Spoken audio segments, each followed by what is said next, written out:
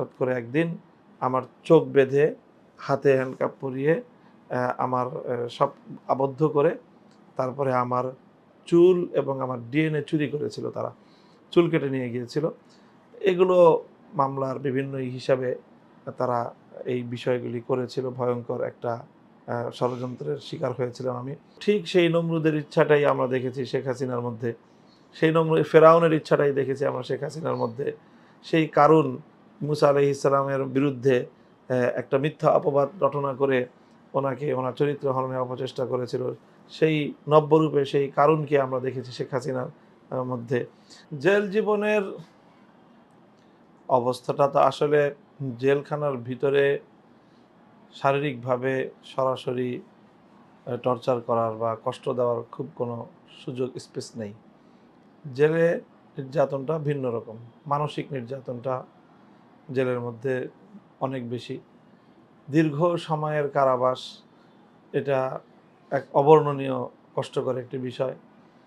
তারপরে হলো সেই দীর্ঘ কারাবাসের পর বা তার পাশাপাশি আরেকটা কষ্টকর বড় বিষয় ছিল, সেটা হলো অনিশ্চয়তা, যে কবে নাগাদ কিভাবে এই সমস্যার উত্তরণ ঘটবে। এখানে কোনো দেশে আইন আদালত বলতে কিছুই ছিল না। সর্বোচ্চ আদালতও বা সর্বোচ্চ আদালত বলতে কি এমনকি প্রধান বিচারপতি পর্যন্ত একেবারে দলীয় মুখপাত্র বা দলীয় একজন দায়িত্বশীলের ভূমিকায় তিনি অবতীর্ণ ছিলেন। এই কারণে আদালত থেকেও কোনো কিছু হওয়ার কোনো সম্ভাবনা রাষ্ট্রীয় সরকারি সিদ্ধান্তের বাইরে বা সরকারের যে সর্বোচ্চ ব্যক্তি প্রধানমন্ত্রীর অভিপ্রায়ের বাইরে রাষ্ট্রের কোনো কাজ হওয়ার কোনো সুযোগ ছিল না। এই বিষয়গুলো অনেক সময় হতাশার জন্ম দিত। আবারও আল্লাহ রাব্বুল আলামিনের কুদরতের উপর, আল্লাহর শক্তির উপর আস্থা রেখে আশায় বুক বাঁধতাম। এইভাবে আশা এবং নিরাশার মধ্য দিয়েই জেলের দীর্ঘ একটা সময় কেটেছে। জেলখানায় আমাদেরকে ব্যাপকভাবে অন্য সাধারণ সকল বন্দীদের যে প্রাপ্য যে সুবিধা, সেখান থেকে আমাদেরকে আগে করেই বঞ্চিত করে রাখা হয়েছে। যেমন খুব ছোট্ট একটা কথা বলি, যেমন জেলখানার নিয়ম অনুযায়ী সাধারণ বন্দীরা সকলেই তাদের পরিবার পরিজনের সাথে সাক্ষাৎ করার সুযোগ পায় এবং নিয়মিতভাবে প্রতি সপ্তাহান্তরে অন্তত একবার ফোনে যোগাযোগ করা, কথা বলার তাদেরকে সুবিধা দেওয়া হয়। কিন্তু আমাদেরকে প্রথম থেকেই আমাদেরকে এই সুবিধা থেকে বঞ্চিত করে রাখা হয়েছে, যে আমাদেরকে এই সুবিধাটা দেওয়া যাবে না। ফোনে তো আমাদেরকে শেষ পর্যন্তই মানে কথা বলার সুযোগ দেওয়া হয়নি। সাক্ষাতের সুযোগটাও অনেক কঠিন ছিল, বিশেষ করে ব্যক্তিগতভাবে আমার ক্ষেত্রে আমার পরিবারের একেবারে নিতান্তই আমার পরিবারের সদস্য ছাড়া অন্য কেউ তো সাক্ষাৎ করতে পারেইনি। সেই পরিবারের সদস্যরাও সাক্ষাৎ করতে অনেক হয়রানির শিকার হয়েছে। তো এবং আমার সাক্ষাৎ করতে গেলে নানা ধরনের প্রশাসনিক হয়রানি, হুমকি ধমকি ইত্যাদি এগুলোর মুখোমুখি হয়েই যারাই সাক্ষাৎ করেছে পরিবারের সদস্যরাও তাদেরকে সাক্ষাৎ করতে হয়েছে। তো এই সকল বিষয়, তারপরে জেলখানার ভিতরে আমাদেরকে একটা নির্দিষ্ট এলাকায় রেখে সেখানে তালাবদ্ধ করে রাখা। অন্য ১০ জন বন্দির মতো আমরা স্বাভাবিকভাবে জেলখানার মধ্যেও যে একটু উন্মুক্ত পরিসরে হাঁটাচলা করব, সেই সুযোগটা আমাদের ছিল না। তো এই ধরনের নানাভাবে ভয়ঙ্কর আসামি হিসাবে, বিপজ্জনক আসামি করে আমাদেরকে জেলখানায় সীমিত ছোট্ট অঞ্চলের মধ্যে আবদ্ধ করে রাখা, সেল এবং সেলের একটা ছোট্ট এরিয়ার মধ্যে ২৪ ঘন্টা আমাদেরকে তালাবদ্ধ করে রাখা, এই জাতীয় নিপীড়নের মধ্য দিয়েই আমাকে দীর্ঘ ৩ বছরের এই জেল জীবনের সময়টা অতিক্রম করতে হয়েছে। এছাড়া যে অনেক মামলা হওয়ার কারণে প্রচুর পরিমাণ জেল থেকে নিয়মিত আদালতে আসা যাওয়া করতে হতো। এটাও ছিল অনেক বড় একটা কষ্টকর বিষয়। সারাদিন সেই ভোরবেলা ফজরের আগে ঘুম থেকে উঠে তারপরে আদালতে আসার প্রস্তুতি নেওয়া, তারপরে সারাদিন আদালত চত্বরে বসে থাকা, গারদে বসে থাকা অমানবিক পরিবেশে, সেখানে কষ্টকর পরিবেশে দিন কাটা, তারপরে আবার সেই কঠিন সারা রাত মানে শহরের যে যানজট ঠেলে তারপরে আবার কারাগারে পৌঁছা সন্ধ্যাবেলায়, এবং এটা সপ্তাহে ১ দিন ২ দিন ৩ দিন ৪ দিন পর্যন্ত প্রতি সপ্তাহে কারাগার থেকে আদালতে আসা যাওয়া। এই জাতীয় সবগুলো বিষয় মিলে বেশ কষ্টকরই ছিল আহ, জেল জীবনের সময়টা। তবে সেই সময়ে একটা বিষয় ছিল, সেটা হলো পর্যাপ্ত পরিমাণ একাকিত্বে আল্লাহকে স্মরণ করার যে একটা সুযোগ, সেই সুযোগটা ছিল। সেই সুযোগটা আমরা আলহামদুলিল্লাহ সদ্ব্যবহার করার চেষ্টা করেছি। কিছু ইবাদত বন্দেগী একটু বেশি করার প্রয়াস পেয়েছি। সেটা মনে করি নিজের জীবনের আল্লাহর নিকট নাজাতের একটা উসিলা হতে পারে, সে আশায় বুক বেঁধে আছে। এমনি অনেক মাওলানারা যখন বেরিয়েছেন তাদের ইন্টারভিউ নেওয়ার সুযোগ আমাদের হয়েছে, তারা বলতেন যারা দেশের স্বার্থে কাজ করতে গিয়ে গ্রেপ্তার হয়েছে, বিশেষ করে মাওলানারা, তাদেরকে কয়েদিরা অপরাধীরা খুব ভালোভাবে নিতেন এবং তাদেরকে তারা সেবা করতেন। আপনার ক্ষেত্রে কি হয়েছে? আমার ক্ষেত্রেও তো অবশ্যই এর চেয়ে সাধারণ বন্দীদের যেখানেই গিয়েছি তাদের মধ্যে যে একটা উচ্ছ্বাস, আমাদের প্রতি যে আবেগ, যে ভালোবাসা, তার মানে বহিঃপ্রকাশ সেটা ছিল। কিন্তু আমার ক্ষেত্রে যেটা ছিল, সাধারণ বন্দীদেরকে আমাদের ধারে কাছে ভিড়তে কঠোরভাবে বিধিনিষেধ থাকতো। কেউ কাছে এসে যে একটু সেবা করবে বা একটু আন্তরিকতার প্রকাশ ঘটাবে, সেটার সুযোগ খুবই সীমিত ছিল। বরং আমাদের কাছে আসার চেষ্টা করে অনেক বন্দীরা তারা নানা ধরনের পানিশমেন্টের সম্মুখীন হয়েছে। যার কারণে সেটাও আরেকটা ভীতিকর পরিবেশ তৈরি করে রাখা হতো, বিশেষ করে আমার ক্ষেত্রে, যাতে আমার কাছাকাছি কেউ ভিড়তে না পারে। আচ্ছা, আরেকটা বিষয় হচ্ছে যে আমরা দেখেছি যে আলেম জেলে নির্যাতনের পাশাপাশি তাদের ইজ্জতের উপর আঘাত আনতো, মোবাইল ভিডিও বা অডিও প্রকাশের বিষয়টা আছে। তো নির্যাতন, জেল সেটা তো হলোই, কিন্তু ইজ্জতের উপর আঘাতটা কেন?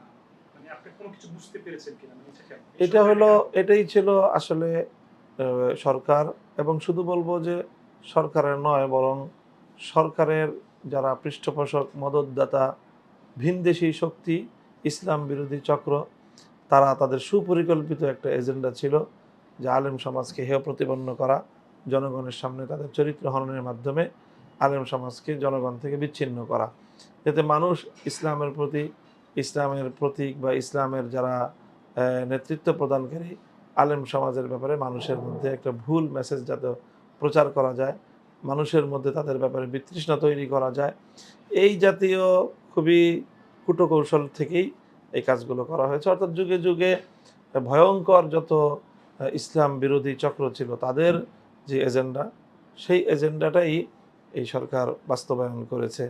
সেই ফেরাউন যেই কৌশল অবলম্বন করেছিল মুসা আলাইহিস ইসলামের বিরুদ্ধে, বা নবীর যুগেও মুনাফিক চক্র আল্লাহর নবীর পরিবারের বিরুদ্ধে চরিত্র হননের মাধ্যমে নবীজির মান সম্মান তারা ধ্বংস করার চেষ্টা করেছিল।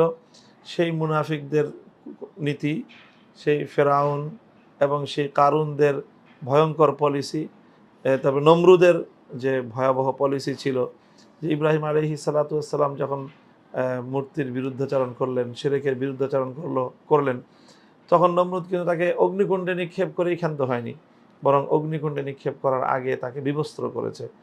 তো এটা তো কোনো প্রয়োজন ছিল না। নমরুদ এটা কেন করেছে?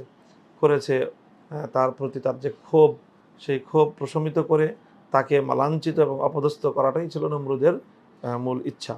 তো ঠিক সেই নমরুদের ইচ্ছাটাই আমরা দেখেছি শেখ হাসিনার মধ্যে, সেই ফেরাউনের ইচ্ছাটাই দেখেছি আমরা শেখ হাসিনার মধ্যে। সেই কারুন মুসা আলাইহিস সালামের বিরুদ্ধে একটা মিথ্যা অপবাদ রটনা করে ওনাকে, ওনার চরিত্র হননের অপচেষ্টা করেছিল।